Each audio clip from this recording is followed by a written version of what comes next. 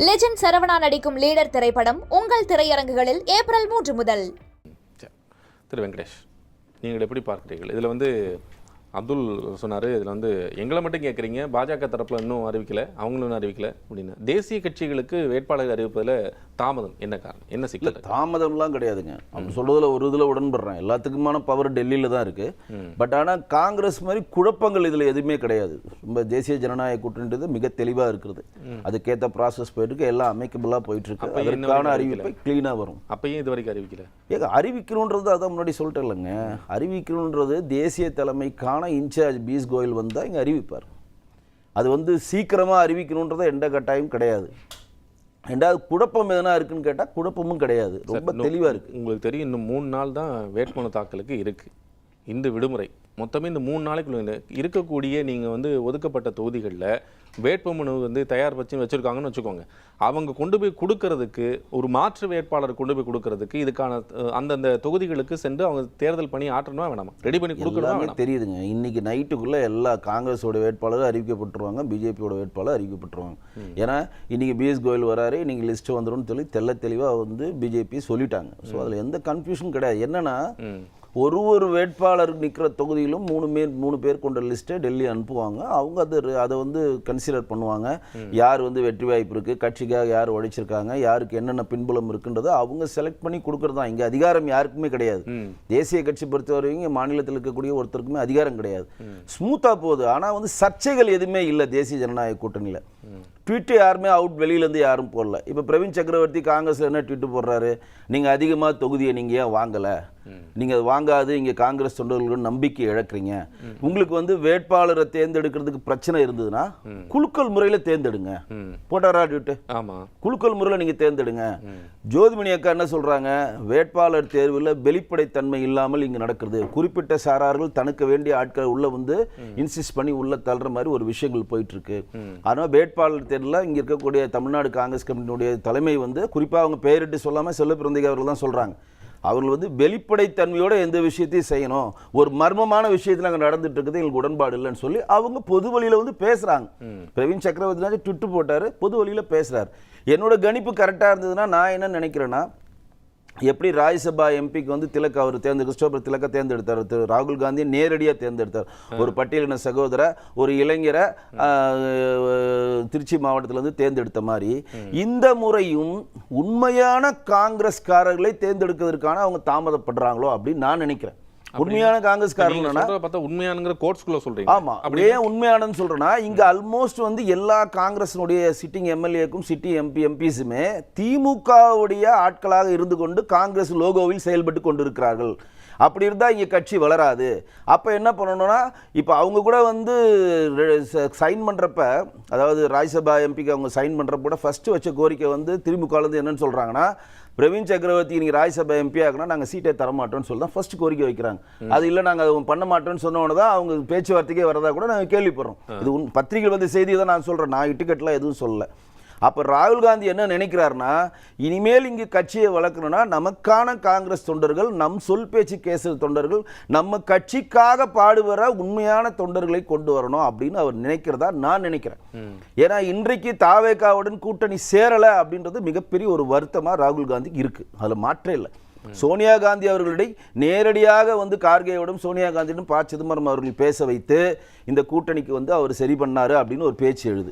ரெண்டாவது, நீங்க இந்த கூட்டணி அமைக்கலனா நாங்க எங்களுடைய 18 எம்எல்ஏக்களும் 9 டாக்டிக்ஸ் தானே சார்? டாக்டிக்ஸ் இல்ல, இதெல்லாம் ஒரு டாக்டிக். இப்ப திமுக இருக்கு, அந்த கூட்டணியோட தலைமையாக இருக்கிறது. அவர்கள் என்னன்னா, யாருக்கு வேண்டுமோ அந்த இடத்தை சொல்லி அது மூலியமாக அந்த காரியத்தை சாதித்துக் கொள்ளுங்கிறது ஒரு கூட்டணி தலைமை இருக்கக்கூடிய ஒரு நிகழ்வு தான். சரியானது என்னது? நீங்கள் 2G வழக்கில் 63 சீட்டை கொடுத்து நான் 5 சீட்டை வென்றெடுத்த மாதிரி மிரட்டி மாதிரிலாம் இதில் கிடையாது. இதில் தாவேக்கான ஒரு ஆப்ஷன் இருந்தாலும் இந்த தாவேக்கா ஆப்ஷன் நம்ம எந்தளவு யூஸ் பண்ணணும் அப்படின்றத காங்கிரசினுடைய ராகுல் காந்தி, பிரியங்கா காந்தி ரொம்ப தெளிவாக அதை மூவ் பண்ணியிருந்தாங்க. ஓப்பனாக சொன்னாங்க. என்னைக்காவது செல்வ பெருந்தகை அவர்கள் நான் தாவேக்கா கூட போறேன்னு என்னைக்கா சொல்லியிருக்கிறார். செல்வ பெருந்தகை மாநில தலைவர் தானேங்க, அவர் என்னங்க சொல்ல, அவர் தானே ப்ரிஃபரன்ஸ் சொல்லணும் சார். அவர் இங்க இருந்து சொல்றதானே. இப்பயும் சொல்றேங்க, செல்வ பெருந்தகை அவர்கள் ப. சிதம்பரம் அவர்களும் முழுக்க காங்கிரஸ் கண்டிப்பாக திமுக கூட்டணி இருக்கணுன்றதுல மாற்றே இல்லை. இதான் அவங்களுடைய ஸ்ட்ராட்டஜி. ஆனால் ராகுல் காந்திக்கும் பிரியங்கா, ஏன் இப்போ ராகுல் காந்தியோடைய பிறந்த நாளுக்கு முதல் வாழ்த்தை யார் சொல்லுவா? மாண்புமிகு முதலமைச்சர் தானே சொல்லுவார். கிட்டத்தட்ட 1:30 மணிக்கு வாழ்த்து சொன்னார்.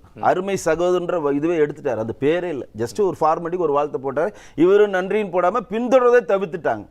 இப்போ சார் அது தவறான தகவல் சார். பின்தொடர்வதை தவிர்த்துட்டாங்கன்னு சொன்னது தவறான தகவல். நீங்க குறிச்சு வச்சு சொல்லுங்க, குறிச்சு வச்சு சொல்லுங்க சார், ஒன்றும் பிரச்சனை கிராஸ் செக் பண்ணிக்கோங்க. குறிச்சு வச்சு சொல்லுங்க. இப்போ ராகுல் காந்தி அவர்கள் வந்து கேரளா வரையும் கால வைக்கிறாரு, தூக்கி தமிழ்நாடுக்குள்ள கால வைக்க மாட்டேன்றாரு. நம்ம தேசிய ஜனநாயக கூட்டத்தில் இதுவரை 3 பொதுக்கூட்டங்கள் நம்ம கூட்டணி கட்சி வச்சு நடத்திட்டோம். மோடி அவர்கள் வந்துட்டா இப்போ 4ஆம் தேதி ரோட் ஷோ பண்றோம் மயிலாப்பூர்ல. இதே எங்களுக்கும் அதே கேரளால தான் எலெக்ஷன் நடக்குது, எங்களுக்கும் அதே அசாம் தான் எலெக்ஷன் நடக்குது, எங்களுக்கும் அதே புதுச்சேரி தான் எலெக்ஷன் நடக்குது. ராகுல் காந்தி அவர்கள் வருவதை நாங்கள் வீண் பண்ண விரும்பவில்லை. அது அவங்க கட்சியோட ஸ்ட்ராட்டஜி சார். ஆமா, அது அப்ப வந்த ஸ்ட்ராட்டஜி தான் ஃபாலோ நான் சொல்றது கேளுங்க, அது அவங்க கட்சியோட நிலைப்பாடு. அதுல வர விரும்பல. நீங்க ஒரு கூட்டணி நம்பிக்கிறீங்க, என்ன சொல்றீங்க, மதச்சார்பற்ற முற்போக்கு கூட்டணின்னு சொல்லிட்டீங்க. அதுல மேஜர் பிளேயர் 28 சீட்டு கொடுத்துட்டீங்க. இதுவரை ஒரு பொதுக்கூட்டம் தமிழ்நாடு நடத்தலையே.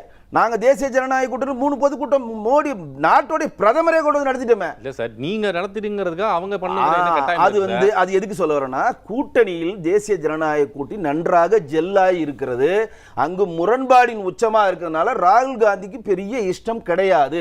இந்த கூட்டணி அமைச்சதில் அவருக்கு பெரிய இன்ட்ரெஸ்ட் கிடையாது. சோனியா காந்தி அம்மையாருடைய இன்சிஸ்டுக்காக இதை பண்றதுனால ஒரு டுட்டு போடலையா. நீங்க சொல்றீங்க எது வேணா விடுங்க, சரி இப்போ கூட கேரளா அவங்களுக்கு முக்கியம், அவங்க ஜெயிக்கணுன்றதுக்காக அவர் முழுக்க அங்கே பாடுபடுறாரு கூட வைத்துக்கலாம். இந்த 28 சீட்டை நாங்கள் வந்து மதச்சார்பற்ற முற்போக்கு கூட்டணியில் சேர்ந்ததுக்கு மகிழ்ச்சி அடைகிறோம். காங்கிரஸ் தொண்டர்கள்லாம் உற்சாகமா வேலை சேர்ந்து மதச்சார்பற்ற முற்போக்கு கூட்டணி சார்பாக நிற்கிற அனைத்து கூட்டணி கட்சி வேட்பாளருக்கும் வேலை செய்து வெற்றி பெற செய்யணும் ஒரு ட்விட்டு போடலையா. நேரா வந்து பாப்பாரா ஏங்க, நான் கேட்கறது ஒரு ட்விட்டு. நீங்க நேரா வரது கூட சொல்றேன். மார்த்தாண்ட வரையும் கேரளா டிவெண்டர் வரையும் கால் வைக்கிறவர் கன்னியாகுமரியில் கால் வைக்க பயப்படுறாரு, வைக்க மாட்டேன்றாரு. பயம் என்ன இருக்கு? இல்ல சாரி மன்னிக்கணும், பயம் இல்லை, வைக்க மாட்டேன்றாரு. ஏன் வைக்க மாட்டேன்றாருன்னா அவருக்கு இன்ட்ரெஸ்ட் இல்லை. பிரியங்கா காந்தி அவர்களுக்கும் இதற்கும் இந்த கூட்டணி மேல் இன்ட்ரெஸ்ட் இல்லை. அதுதான் ஜோதிமணி அவர்கள் ராகுல் காந்தியோட குரலா ஒலிக்கிறாங்க, பிரவீன் சக்கரவர்த்தி அவருடைய குரலா ஒலிக்கிறாங்க.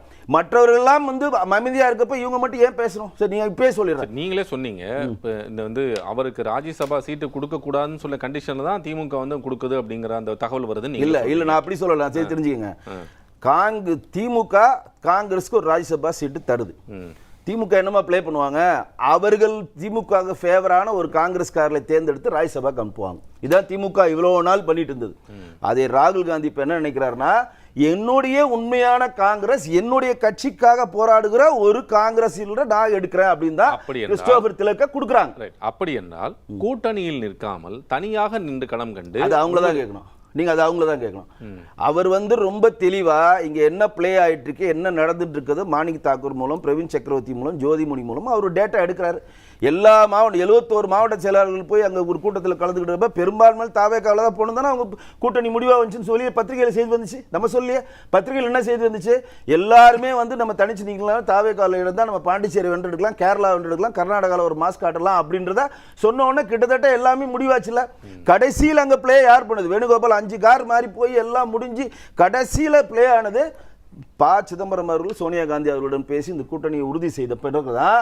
அப்படி இருந்தும் ராகுல் காந்தி என்ன நினைச்சார்னா, அந்த எம்பிக்காக திலக் அவர்களை தேர்ந்தெடுத்ததிலிருந்தே நீங்க ராகுல் காந்தி அவருடைய எண்ண ஓட்டத்தை நீங்க புரிஞ்சுக்கணும். முன்னாடி திமுக ஒரு ஆளை சொல்லுவாங்க, திமுக வந்து இவங்க தேர்ந்தெடுங்க, ரொம்ப நாள் கட்சி உழைச்சிருக்காருன்னு சொல்லி காங்கிரஸ் தான் அவங்க. ஆனா திமுக ஃபேவரா பீட்டர் அல்போன்ஸ் மாதிரி வச்சுக்கோங்களேன், உங்களுக்கு ஒரு சிதம்பரம் சார் பேர் வச்சுக்கோங்க, செல்வ பிறந்தகை சார் பேர் வச்சுக்கோங்க, ஒன்றும் பிரச்சனை இல்லை. அவங்க காங்கிரஸ்காரங்க தான், ஆனா ஃபேவர் ஆஃப் திமுக. அந்த மாதிரி இனிமேல் வரக்கூடாதுன்னா ராகுல் காந்தியே நேரடியாக அதில் தலையிட்டு நான் கிறிஸ்டோபர் திலக் தான் எங்களுக்கு வேணும்ன்றார். அதே மாதிரி தான் இப்பொழுதும் அவர்களுக்கு லிஸ்ட்ல எடுக்காம காங்கிரஸ்க்கு உண்மையா எம்எல்ஏ ஆயிட்டாங்கன்னா, இப்ப ஏன்னா இப்ப சிதம்பரம் அவர்கள் கடைசியா எந்த அஸ்திரத்தை அவர் யூஸ் பண்ணாருன்னு சொல்லப்படுகிறதுனா, 18 எம்எல்ஏக்களும் 9 எம்பிக்களும் நீங்கள் வந்து தாவேகா சென்றால் நாங்கள் வந்து தேசிய ஜனநாயக பேரவை காங்கிரஸ் ஜனநாயக பேரவை முன்னாடி ஒரு கட்சி வச்சிருந்தா அதை வச்சு திமுகவோட கூட்டணி போயிடுவேன்னு ஒரு பயமுறுத்தல் காரணமாக தான் இந்த கூட்டணியை ஜெல்லாச்சுன்னு சொல்றாங்க பொது வழியில. அது எந்த அளவு உண்மை எனக்கு தெரியாது. ஆனா நடக்கிற சம்பவங்கள்லாம் பார்த்தா அப்படிதானே இருக்கு. ஏன்னா நீ கூட்டணி முடிஞ்சோன்னா இனி பிரியங்கா காந்தி வந்து வாழ்த்து சொல்லியிருக்கணும், ராகுல் காந்தி வாழ்த்து சொல்லியிருக்கணும், சோனியா காந்தி வாழ்த்து சொல்லியிருக்கணும், அது யாருமே வாழ்த்து சொல்ல, கார்கே அவர்கள் வாழ்த்து சொல்லியிருக்கணும்ல. இல்ல சார், இப்போ இதுல வந்து அங்கிருந்து வரக்கூடிய டெல்லியிலிருந்து முகமாக மாநிலத்தினுடைய பொறுப்பு வரக்கூடியவர்கள் அனைவரும் சென்று திமுக தலைவரையும் மற்ற இந்த குழுவையும் சந்திச்சு பேசிட்டு அதுக்கப்புறம் வந்து பரஸ்பரம் பேசிட்டு தானே சார் வர்றாங்க. யார் பேசுனது? வேணுகோபால்ஜி பேசினார். வேற யார் பேசுகிற கிரிச்சோடங்கிற எங்களுக்கு வேண்டாம், முகுல் வாஸ்னிக்கு தான் வேணும்னு அடம் பிடிச்சி காங்கிரஸ் திமுக ஏன் வாங்கணும்? ஆல்ரெடி 2 சுற்று பேசினதுக்கு அப்புறம் தான் அவர் முகுல் வாஸ்னிக் கிரிச்சோடங்கிற வேணான்னாங்க. ஏங்க இன்னைக்கு காங்கிரஸினுடைய கையெழுத்து போடும்போது யார் வந்தாங்க? அதுக்கு அவர் தான் வந்தார். அவர் வெளியிலாம மயக்கம் போட்டு விழுந்தார்.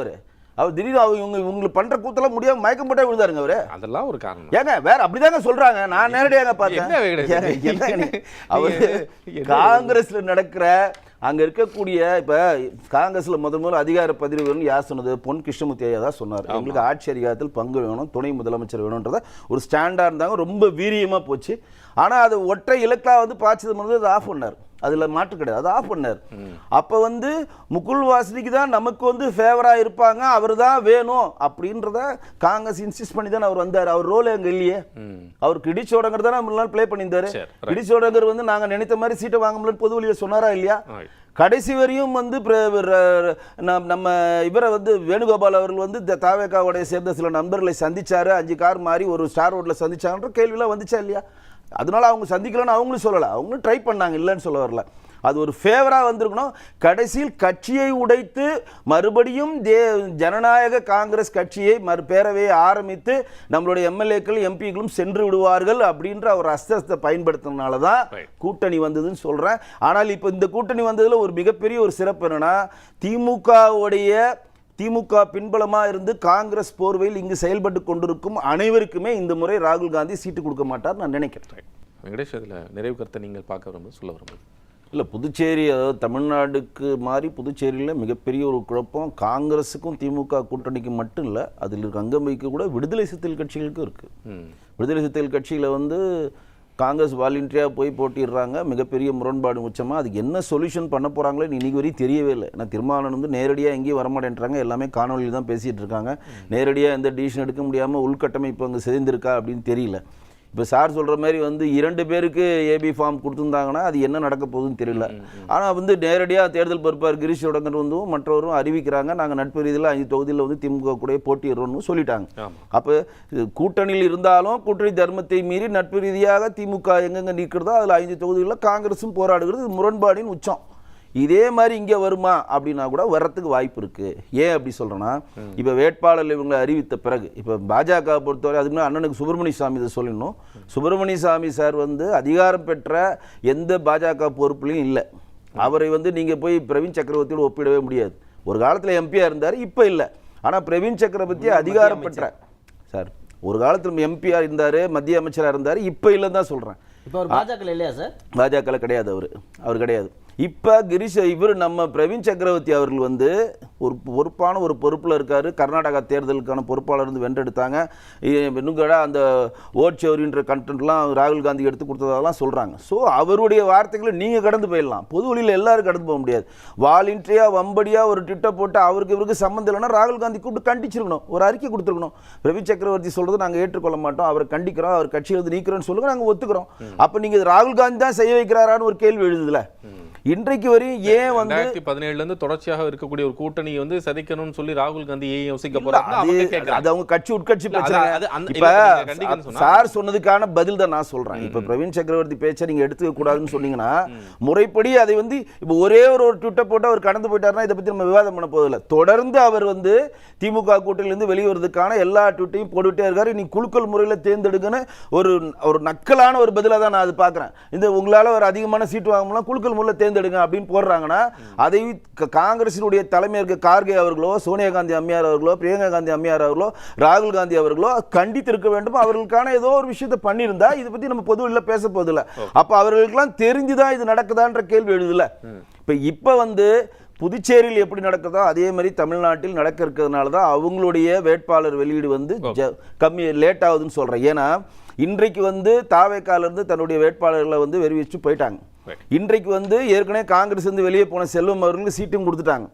இது முன்னாடியே வெளியிட்டால் ஒரு 5 நாள் முன்னாடி காங்கிரஸ் வேட்பாளர் பட்டியல் வெளியிட்டு இருந்தால் அதிருப்தியாளர்கள் பாதி பேர் தாவேக்காக சீட்டுக்காக போயிடுவாங்க. ஏன்னா 104 சீட்டு மாற்று கட்சியை சேர்ந்தவர்கள் தாவேக்கால சீட்டு கொடுத்துருக்காங்க. 45% கொடுத்துருக்காங்க. அவங்க கட்சியில் மாற்று கட்சியிலிருந்து வந்த 104 பேர் சீட்டு கொடுத்துருக்காங்கன்னா இப்போ ஒரு 5 நாள் முன்னாடி இது நடந்துச்சுன்னு வைங்க. அப்போ இந்த 28 பேருக்கு மட்டும் இல்லாமல் இப்போ எப்படி இருந்தாலும் 2000 பேர் முதல்ல அதிருப்தி அதிருப்தியாளர்ல ஒரு 70% பேர் அங்க போய் சீட்டு கொடுப்பாங்கன்னு போயிடலாம். இல்ல, அவங்க கட்சிகளே டிராவல் பண்ணிட்டு வர்றவங்களுக்கு அது முரணா இருக்கும்ல வெங்கடேஷ்? அது வேறங்க. ஏன்னா இன்னைக்கு காலையில சேர்ந்து மதியானம் கொடுக்குறாங்க. அதிமுகல கொடுத்துருக்காங்க, காங்கிரஸ்ல கொடுத்துருக்காங்க, எல்லாரும் கொடுத்துருக்காங்க. பாஜகவை பொறுத்தவரையும் வேட்பு மனு தாக்கல்ன்றதே ஒன்று கிடையாது. கட்சியினுடைய தலைமை என்ன சொல்லுதோ அதுக்கு நம்ம கட்டுப்படுவோம். இதுவால வரையும் வேட்பு மனு தாக்கல் எங்க நடந்திருக்கா? சட்டமன்ற நடந்திருக்கா? நாடாளுமன்ற எலெக்ஷன் நடந்திருக்கா? விருப்ப மனு கொடுக்குறது. விருப்ப மனு கொடுக்குது. விருப்ப மனு சாரி விருப்ப மனுன்றதே கிடையாது. ஏன் விருப்ப மனு கிடையாதுன்னா கட்சி என்ன சொல்லுதோ அவங்க கேண்டிடேட் நாங்க வேலை செய்வோம். அந்த கட்டுக்கோப்பு இங்க இருக்கு. இப்பயும் சொல்றேன் கேளுங்க, தாவேக்கா அறிவிக்கிறதுக்காக தான் இவங்க லேட் பண்றாங்க. இவங்க அறிவிச்சிட்டாங்கன்னா இதுல இருந்து அதிருப்தியாளர் பாதி பேர் தாவேக்கால சீட்டு வாங்கி போய் நிப்பாங்கன்ற பயம் தான் காரணம். அக்னீஸ்வரன், அப்புறம் இவர் வந்து பாஜக விட்டு விலகவும் இல்லை, அவர் நீக்கவும் இல்லை, இன்னும் பாஜக தான் இருக்கிறாரு. அவர் பாஜகவோட அடிப்படை உறுப்பினரா இருக்காரு. அண்ணா வந்து பாஜக உறுப்பினர் இல்ல சார். பாஜகவோட சார் உறுப்பினரா யார் வேணா இருக்கலாம் சார். அவர் செய்தி தொடர்பாளரா சார்? அவரு சார் சுப்பிரமணிய தேர்தல் மேலாண்மையில இருக்காரா? செய்தி தொடர்பாளரா? தேர்தல் மேலாண்மை இருக்காரா? சார் முன்னாள் மினிஸ்டர் சார். இப்ப தேர்தல் மேலாண்மை பிரவீன் சக்கரவர்த்தி மேலாண்மை இருக்காரா? அதுதான் நானும் சொல்றேன். நீங்க அப்படி சொல்லலையே. அது நீங்க புறந்தள்ளி சார். இன்னைக்கு பொறுப்புல என்ன பொறுப்புல இருக்காங்க அது சொல்லுங்க. தமிழ்நாட்டுல ஒரு பொறுப்பு மணிசேகர் ஐயர் கூட தான் சொல்றாரு. அவரு பொறுப்பு இல்ல. நம்ம ஸ்டாலின் அவர்கள் வந்து தமிழ்நாட்டின் காமராஜர் சொல்றாரு. நீங்க என்ன சொல்றீங்க? அவர் பொறுப்புல இல்லன்னு சொல்றீங்க. அவர் பொறுப்புல இல்லன்னு சொல்றீங்க. மணிசேகர் என்ன சொன்னாரு? வாழும் காமராஜரா பாக்குறேன்னு சொன்னாரு.